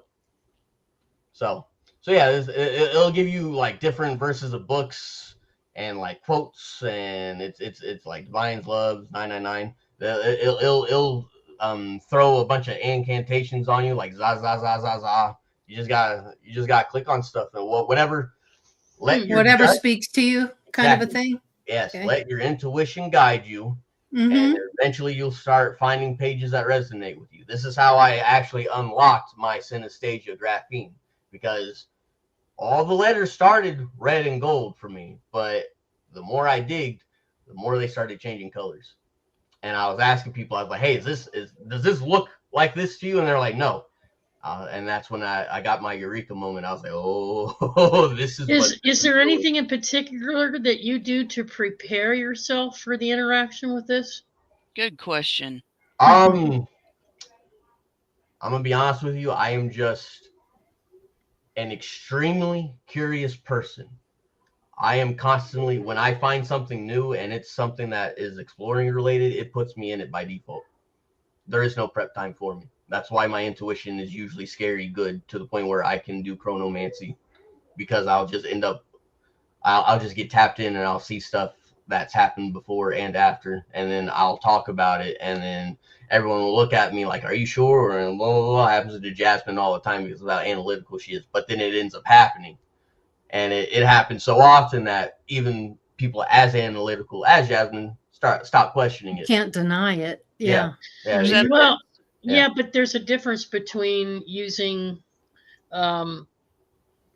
spiritual protection energy to make sure that as you're uncovering these layers, that what's being revealed to you. Oh, you're talking about protector. Okay, so when you're learning the basics of metaphysics, you learn about your guides and the shielding and the grounding and stuff like that. But once you get to a certain point, that stuff just automatically pops up on default. It does. Yeah. Like I have a ritual that I do every morning that is like, if I've set the prerequisites of, if I do this, everything goes up. So it's right. So you've had some experience and preparation before interacting with this tool. So you were in the right place at the right time to be receptive enough to work with it in a positive way that doesn't cause any harm to your body or to others around you. So you're not shifting your path into a different path that takes you off your purpose. But this is not something you would necessarily hand out to someone who's just starting out, is it? Hell no. No. No. Spirit just told me there's enough people in the audience that are ready for this, so I'm sharing it. There you go. Yeah. So no. This so like I said, I was dabbling in this stuff because I just had the instincts that this stuff was real since I was very tiny. But I actually started like when I was 13. I didn't go into this site until I got my first actual teacher, which his name is Scott, by the way. Haha. He's part of the Armstrong clan, but which is one of the 13 families. But anyways, yeah, it wasn't until he was giving me enough guidance to fill in puzzle pieces that I was missing when that made me feel comfortable enough. Like, okay, I can get a lot more proactive with this now. It's not just studying; I can actually like mess around and find it out. So this was This one of is those. really cool because you're purposely, consciously choosing to Mhm. activate the neurons to experience the synesthesia, so that you can. So you have found a way to do. That's fascinating. Yeah, Mhm. Not yeah, letting something happen to you, but being in control of how you allow Proactive. something. yep. Mhm. That's cool. Like I always tell people, I'm not the type of spiritual person that is the mushrooms and the pot. Okay, I am the type of intuitive metaphysician that is about the business cards and suitcases. I take this as a profession very seriously. My higher self came in, Isla from Greece. She came in a few days. I think it was over a week ago now. May have been closer to 2 weeks ago when we first started talking about all this. And she came in and she was telling me that they used oats, milk, honey, and some other kind of wild, and it was THC. I didn't know they had THC in ancient Greece, but they did. And so they mixed it in with Of oat course they did. milk and honey, and they would drink this concoction, and it would throw them into a state. And most often it was done for religious purposes, for ritual, to have a noetic experience, what they called something else, to have a higher knowledge or wisdom. They were reaching out to the energy of wisdom, and they were bringing down information. So they would use this in there, just like the was it peyote that the American Mhm. Indians use. Mhm. So they were drinking this stuff, and well, sometimes it's kind of like when we were little kids and would break into the altar wine. You're not supposed. Or we're in the Jewish nursing home and we're breaking into the table wine. So they would actually break into it, or take it and store it and use it to unwind, just like we'd have an edible or a gummy or a couple hits. They were taking it to relax and unwind, and so they were having these like really cool synesthesia moments together of experiencing things and together. Her and her partner, and it was pretty funny the way it was explained. And so you can chemically induce synesthesia, is my point. Yeah. It doesn't just have to be triggered by a near-death experience or an out-of-body experience. It doesn't have to necessarily be triggered by a brain trauma, although it can be. And it doesn't necessarily have to be genetic, although it most often is. If you've experienced it, so probably have people in your family, you just didn't know about it. But it can be induced chemically, which is not necessarily the best thing to do if you don't know what you're dealing with. Go ahead, Sophia. Sorry. Sophia, you're muted. Thank you. When certain topics I feel drawn to them, Mm-hmm. it's like with a book. I see the book, I'm like, ooh, that looks cool. I ask myself, is that for my highest and best? And I do the like I'll hold it to my chest, and if I lean forward, that's okay, but what I allow is my responsibility. Mm-hmm. And for instance, the same book, if I hold it to my chest and I'm going away, for me it's not a no, it's just a not yet. So just Mm-hmm. this can be a very rewarding experience if done properly, but there are some people that are unbalanced to begin with, and then when they start to infuse their Yep. path with energy that's not meant for them, it can cause more problems than it solves. So Right. I would say employing wisdom, knowing yourself, knowing if you're called to interact with that type of material. It's not that you don't deserve to know, Mm-hmm. but playing the tape forward and saying, what is my plan, what is my goal with this information, and being honest with yourself, Mhm. because being balanced and being healthy is very precious to me. Yeah, And absolutely. because if I'm not firing on all cylinders, it all Right. falls apart. And I've got that t-shirt. Yeah. I don't want to go back. So be careful. Well, it turns out that in many different societies, mystery schools and other societies where they were experiencing these things, there's all kinds of, there's tons of information about this, folks. And they prepared, like Sophia's saying, they made sure that they were at a certain initiation level where they could master their emotions. And you just have to be in other words, don't dismiss it as bull or non-existent. It's there and we can activate it, but how you go about it is very, very important. And you have to be at the right frequency to be able to start working with these things, and or you end up like Robin. Yep. Mm-hmm. Speaking of which, do Misdiagnosed. you want to see something extremely trippy? Yeah. Is my screen still on share? Yeah. Okay. So I don't know if everyone here knows it. I think I've talked to at least Sophia about it once. Mm-hmm. But I am sponsored by Thoth himself. Like, not to toot my own horn or nothing. Me and him are like this. Me and him are very similar. Interesting, because Dalibor was too. Yeah. Uh-huh. Anyhow, this is a exact representation of how this site works and how the law of attraction gets activated. Look at the name that's on this page right here. Where? It says I am Hermes. For those who don't know, Hermes is the Greek equivalent. Oh, I see it. Uh-huh. Yep. Yeah. I don't know if I can zoom in. The way, the truth, and the life. It's the pyramid. Yeah. I am divine, love divine. Yeah. I am divine. Thought. I am Hermes. Divine. Yeah. I am Hermes Mercurius. I am the way, the truth, the life. Yeah, etc. Yeah. Shamanic mantra. Yeah. Yeah. If I wasn't connected to Thoth in that way, I wouldn't have been brought to this page. Fair. So that's the physical proof right there for you. That I'm not, being It's those synchronicities that you realize, Yep. brings you full circle. Yep. This same thing will happen to everyone that is here right now. If you experiment with this, I promise you, it will be enlightening. How was this? Who wrote this, Nick? Who wrote this app? He's an artist. Let me see if Oh, he's an artist. Okay. Yeah. He goes by the name that the website is. He's a musical artist. Is that him on the right there in that photo? I believe so. I don't know. There's not a lot of information on him. He made the site. That's it. That's all I know about it. Interesting. He's not using an artificial intelligent app to do this. No. He's using his art. No. Yeah, this stuff was before AI. It's been around a long time. Interesting. Yeah, it's been around for a while. So, okay. Yeah.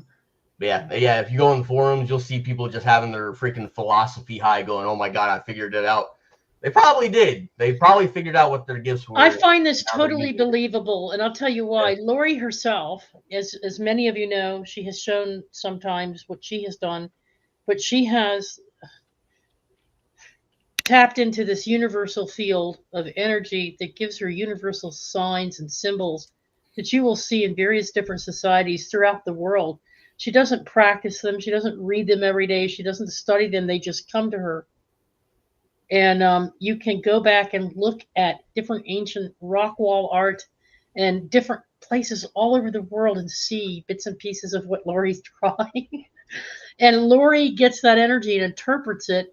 And sometimes I'll say, what I'm feeling is electricity and magnetism.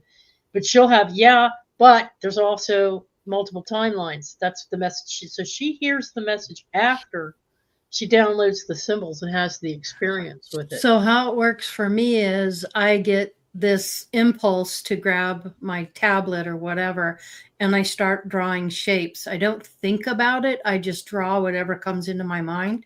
Like this one, for example, I just draw the shapes, and then later, after I look at it and I study it, then the words come to me as to what it means, what each shape is.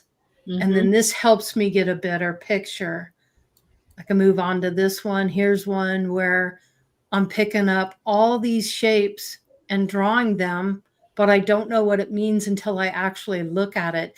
And Sophia, if you look at the one in the middle where it says expansion and growth, that's very Nordic right there. Very Nordic. It's also it can be used as a protection sigil.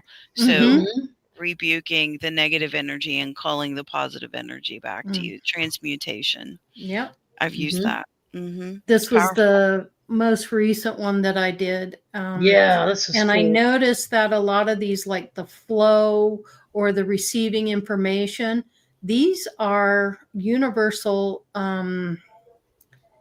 symbols Mhm. that are used in the universe. So these are real. This is really real stuff. The Merkaba up there, same thing, as well as the kinetic energy in the upper left.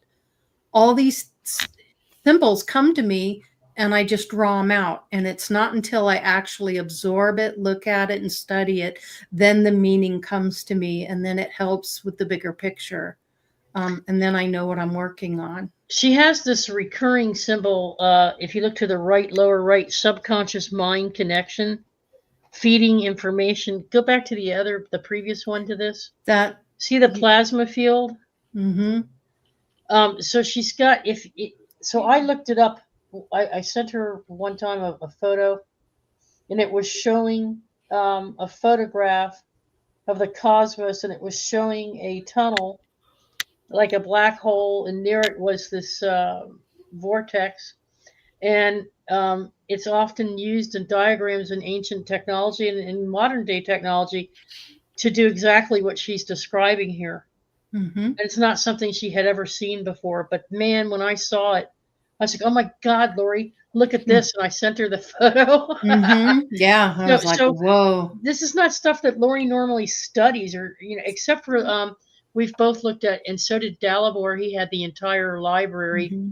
of Bashar, the entity Bashar, through Daryl Anka of the Universal Circuit, codes for circuitry. Yeah. So we do pick up on some. She has picked up on some of that. But look at the Mhm. rock wall art. You have Yeah, that? so the Indus Valley, Highland, Pakistan, this is interesting because these are ancient carvings into the rock. And these are symbols. There's also the Tulpan Chilas, and we're talking tens of thousands of years. The At the very top. this one here is the district of Daimir. Mm-hmm. In Gillit, Baltistan, 50,000 rock carvings dating back 9,000 years. And they're going to get wiped out because they've decided to flood the whole entire valley and create a whole new system there. So they're getting rid of all of this ancient art and artifacts. But look at the very top in the middle section, above the first Buddha on the left. You see that cone up there? Mm-hmm. With the vertical lines going through it. Everybody see that at the very top part of the rock? Mm-hmm. That's the same symbol Lori's been drawing. That's wild. Okay. Cool. She's But I never seen believe that. She didn't even know about that rock wall art. Mm-mm. And then the other one, the first one she showed, the first rock wall, if you take a look at, you see all the bells? It looks like bells. You see the triangle on the left, Mm-hmm. up there in the middle, and the snake above the triangle. Lori draws a lot of the snake motion movement and the triangle under it, and the intersecting lines that go through it for different pathways. And so when you look at, if you really study her work and you go to some of these ancient sites, sometimes they're very subtle. In fact, there's a figure over here to the right. In the bottom, you have the four bells. Mm-hmm. And then immediately to the right, you see what looks like language, written words. Some of these are symbols that are in all of her downloads. Yeah. So there's a language system going on here, and she's tapping into it. And this She is has some to of the interpret it. most complex and diverse art on Earth. Yep. So these are ancient. And then there's one other site, the Aboriginal petroglyphs. Yes. Similar. Oh, there you go. There's her Very symbols. similar. Yeah. Mm-hmm. Yep. Yeah. Especially the circle with the cross in the middle. We've all seen that, but you see the two hoops overlapping on the far right. Yeah. And one bigger circle, and one represents sun energy, and to her it did. But you see the arrow, the down arrow. She often puts that down arrow or up arrow on either side of the circle. So it's like something's communicating with. Yeah, there you go. Mm-hmm. See the triangles over here on key generator. It's a key generator. You see with the triangles and the circles? Mm-hmm. And then up here, the Merkaba has the cross in the middle. So Yep. something is communicating with her from deep within her memory, probably, or within another dimension of existence. It's a remembering. I really believe it's a Mhm. remembering of who we really are. But they're teaching And- her about consciousness, right, Laurie? Yeah, exactly. Yeah. Giving her different perceptions of consciousness. It's fascinating. Yeah. Well, you guys, we're almost at 2 hours. So final thoughts, you guys. How about you, Nick? You want to start with your final thoughts tonight, and then we'll move around.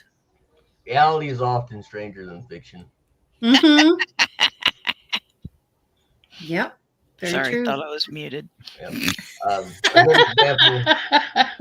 A good example to put that in perspective that I want to talk about is if you, has anyone here read The Giver?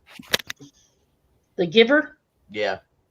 Mm-mm. Okay, I don't think so. Well, one of the main plots in the story is that this civilization gets medications that removes their sense of color, so they see in black and white.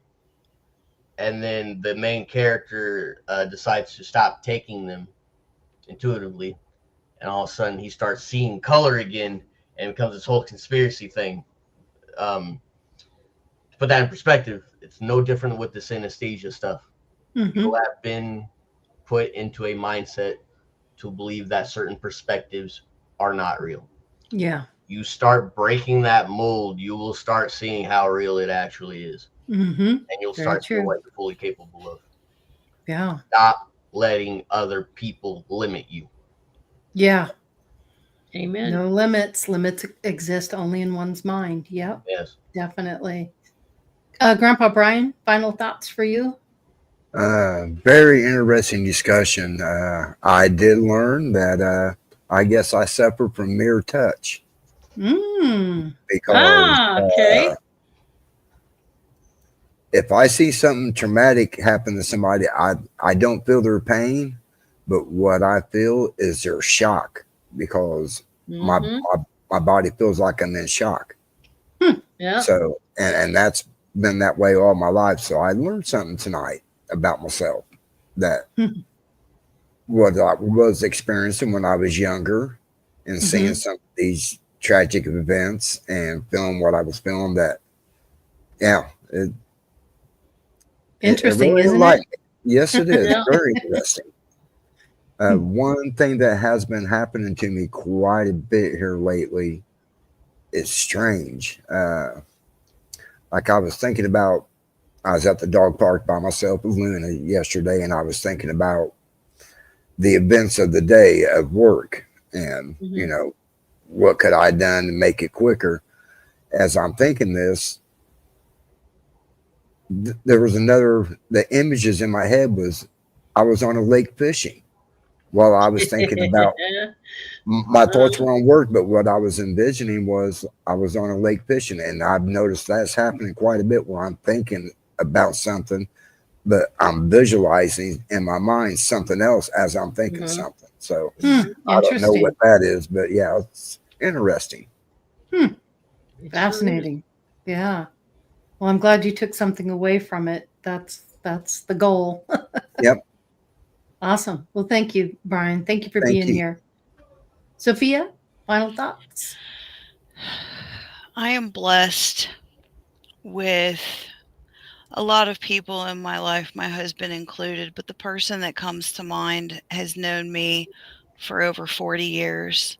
When you're having a mystical experience or a noetic experience or a shift in consciousness, having someone that you can be honest with, that's going to be honest with you, that's going to give you the benefit of doubt, that's going to love you for who you are, not expect you to be someone that you're not.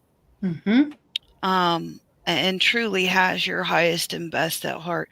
Those kind of people are rare, and I have one, and I'm grateful. So when life shows up and I'm like, hey, you got a second? She's like, oh, here we go. And I value her. Her name's Terry. I value her because she has perspective that I'm not equipped with, and vice versa. And having or purposing to manifest or purposing to connect with a group of people like this one.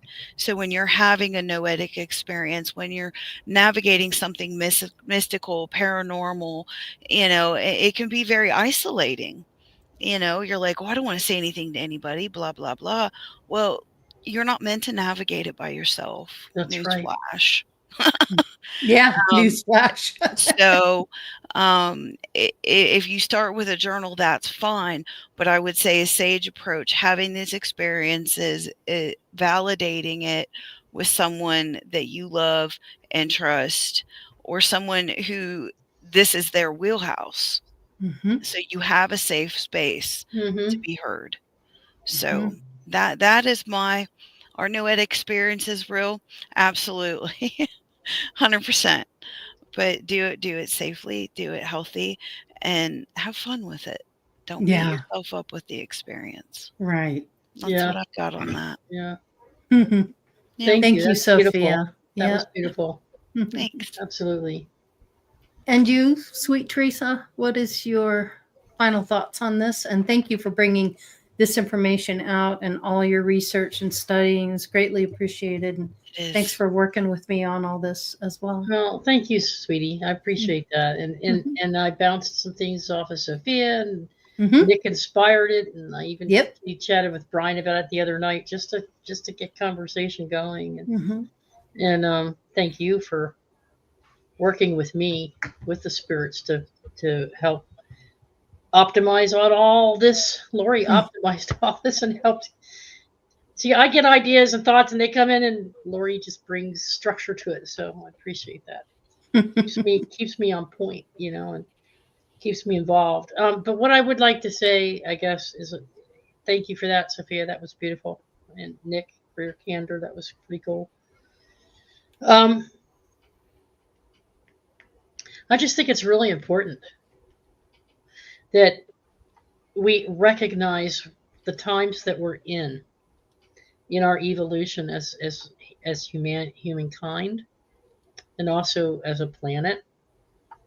And this might not be your knowing right now, but I almost positive, for me, it means all the esoteric thoughts and philosophies and beliefs that I've looked into over the years are all coming to a point now, finally, to a place where I feel really comfortable.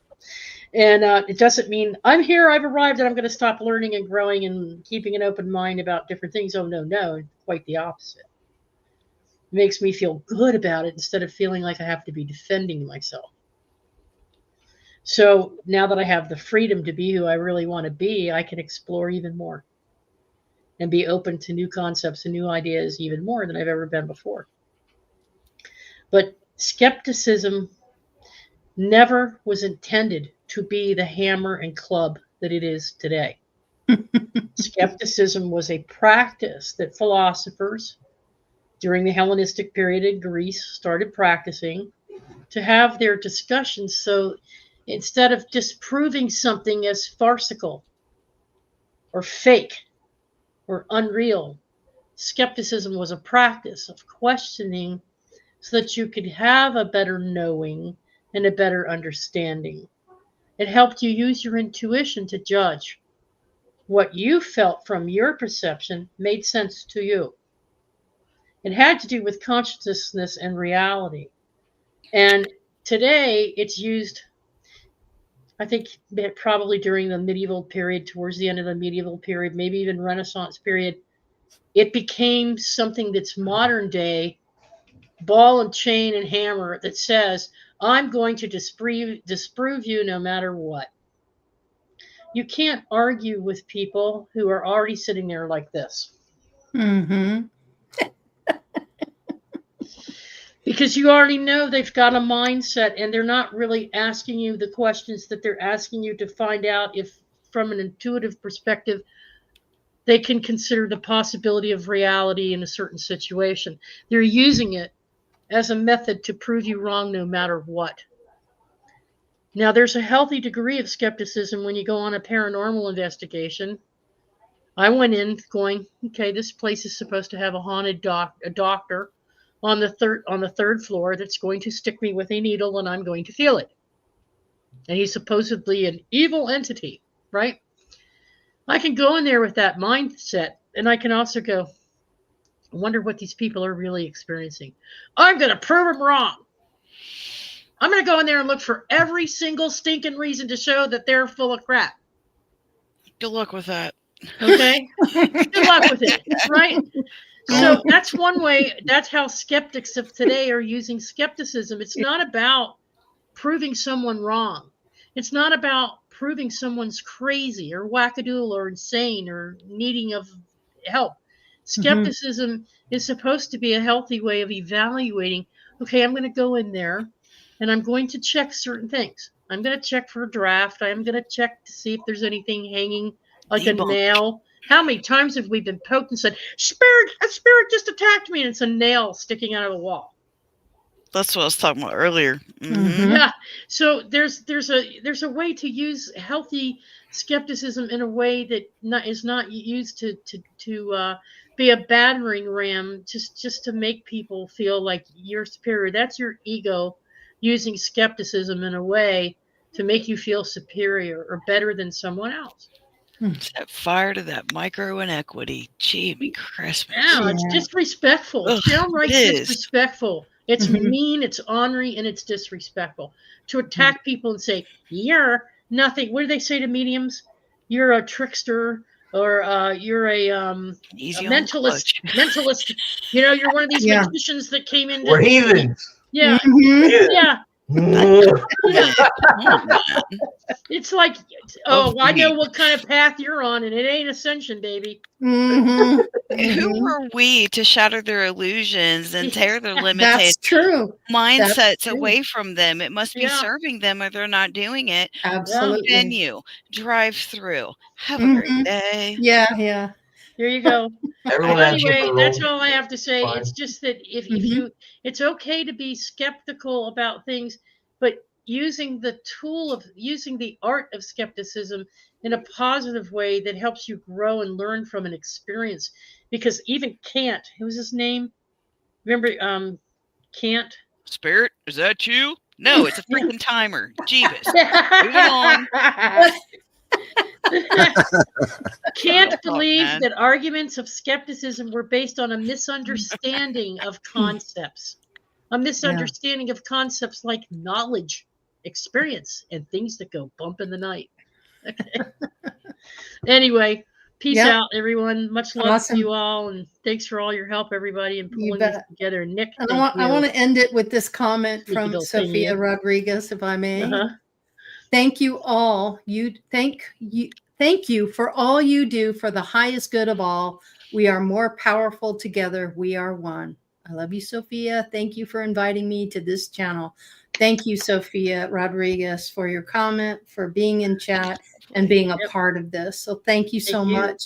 And not only Sophia Rodriguez, but everyone in the chat, our Chloe's, our Claudettes, our Dolly Belfours, the Lucky Stones, all of you, the Scotty Boys. Thank you all for being here, and Steve for being a part of this. So hope you guys got something out of it. We put a lot of time and energy into these shows. So thank you for sharing your time with us. Announcements. Sophia has announcements. Okay. Oh, yes. I will be at all my relations on the west side of Indianapolis the next 3 weeks. We have holiday hours. We have a lot of sales. So if you're in the area, come in and see us. Except for this Sunday, I will be there from 11 to 7 until after. Once Christmas hits, it'll go back to noon to 6. I offer online tarot development. So if you're interested in that, you can reach out to me on Facebook or my email, birdinthewilderness@yahoo.com. And there's a lot of other really cool things coming down the pike. So if you're interested or feel led, I'm becoming more available, and so it is. And for Christmas shoppers, what Heather's website is down right now at All My Relations, but can they contact you and Brian to get the contact information to call Heather to make an inquiry? If like I have a certain type of shirt that I would like to get another one of. There is a Facebook page, and I believe the phone number is on the Facebook page. And if you go to Google Maps, Okay. yeah, if you go to Google Maps and put in All My Relations Indianapolis, the phone number, the hours, and everything's there. What you got, Nick? Jasmine's actually the one that's working on it. She told me that she added some stuff to the old one that's still like active, so there should be new information on it now. And hopefully soon she'll get the brand new one that'll be a lot more easier to navigate. Cool. Up and running. Yeah, but for Christmas ordering, you can't make any orders off of it right now. Oh, you can't? Oh, yeah, yeah. I heard Carlene's working on their Etsy shop or whatever it's on. Etsy, yeah. Right? Yeah. Mm-hmm. So like, yeah, I saw the catalog. That might take a little while. Yeah. Also, and finally, I am blessed with the privilege to be a resident medium at Camp Chesterfield, and I have been approved to do readings at my house. Yay! Woo! Very cool. Awesome. So, congratulations. You have a seance room there. Well, I have to wait another year and do development to get that going, but I'm pursuing it as quickly and as healthily as I can. Okay. And the doors will continue to open, and so it is, and so it shall be for my good. house or something better. Good. So, real quick, if you guys are just now joining us, please go back and watch the beginning, because there's a lot of information here that we went over tonight. It's fun. Worth your time and energy. So thank you so much. We really did 2 hours, but this was worth it. There's a lot to cover. Yeah, we did a great job. Thank you all on the panel. Thank you all for watching, those silently at home. We love each and every one of you. So we'll see you next week, and we'll have some other topic that we'll be getting into. So thank you. Peace and love to you all, and have a great weekend. Later.